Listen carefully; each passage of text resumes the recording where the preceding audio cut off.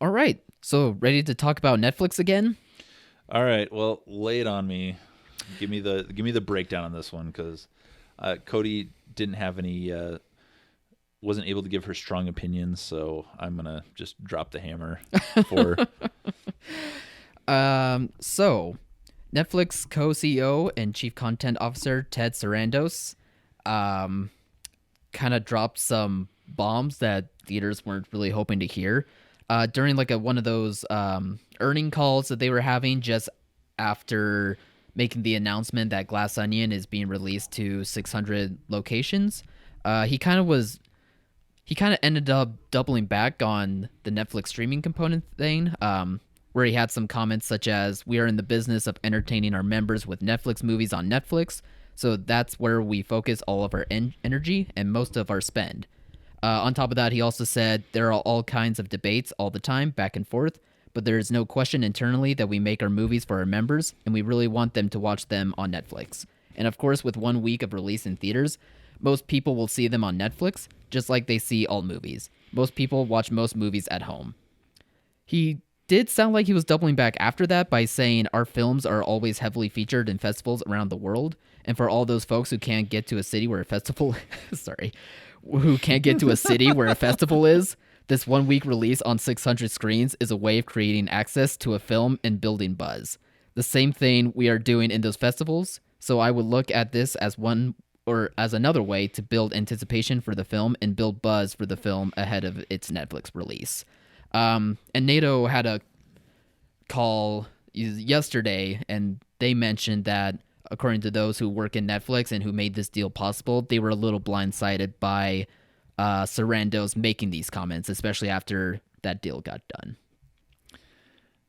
If you take these 600 screens that they're going to put this film on and put all the pins on a map of the United States and Canada where they were going to book these movies, it is going to look like they picked 7 cities to play this in.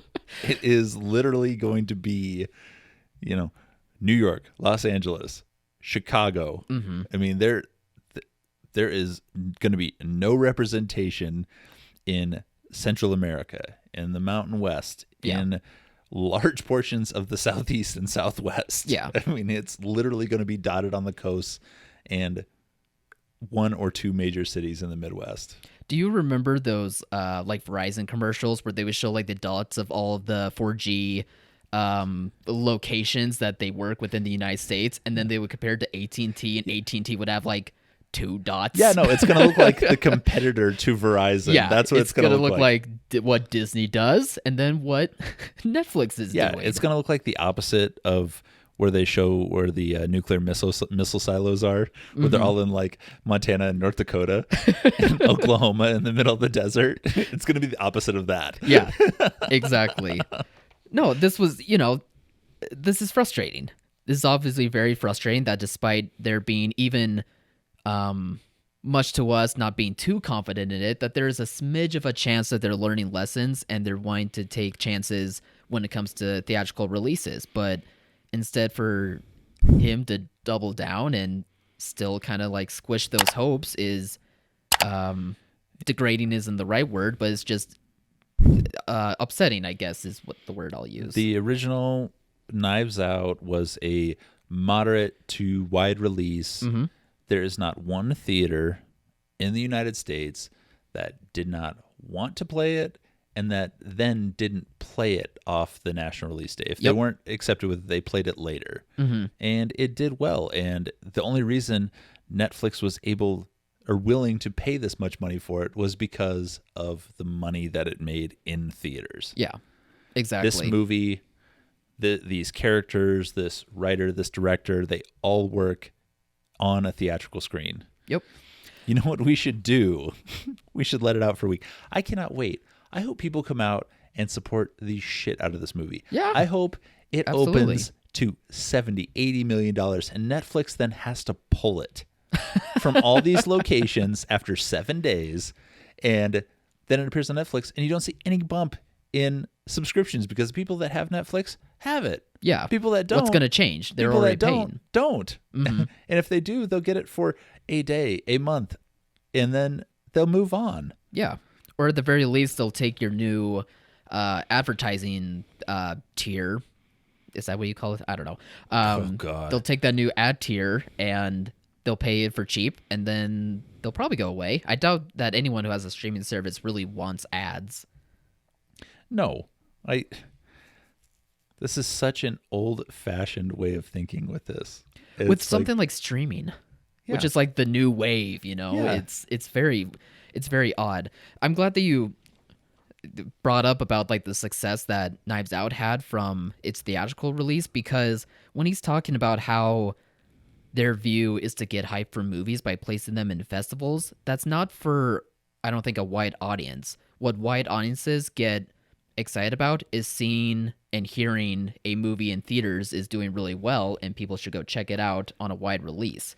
Like, they're not paying like the majority of audiences aren't paying attention to festival buzz or festival circles. They watch the Oscars, but they aren't like going in, you know, knowing all of these movies. Like, the number one complaint is that they don't hear about these movies. Yeah. No. And then, I mean, what are they talking about? You have Roma, you have The Irishman, you know what? You have Coda from Apple last year. Yeah. No one saw these movies in theaters. No. Because no. And then when they were in theaters, they had all these restrictive things about advertising, hiding what their ticket sales were. You know, promote your movie. Step up with the big guys. I mean, Netflix has been printing money for the last 10 years. Yeah. You're going to spend $400 million on Adam Sandler. He comes back again in this episode. You're going to spend $400 million on Adam Sandler, more than that on Kevin Hart. Just go and promote and beat them at their own game. They would rather spend the money on actors attached to these movies that will be forgotten rather than spending it on marketing dollars to promote other actors on like a wide theatrical release. Yeah. But I think it's backwards thinking. Yeah. You know what movie's still not on a streaming service for free? Spider-Man No Way Home. You know why? Because no one's willing to pay what Sony wants for it. And at some point, they're going to fold, and Sony's going to get another check for 9 figures for that movie.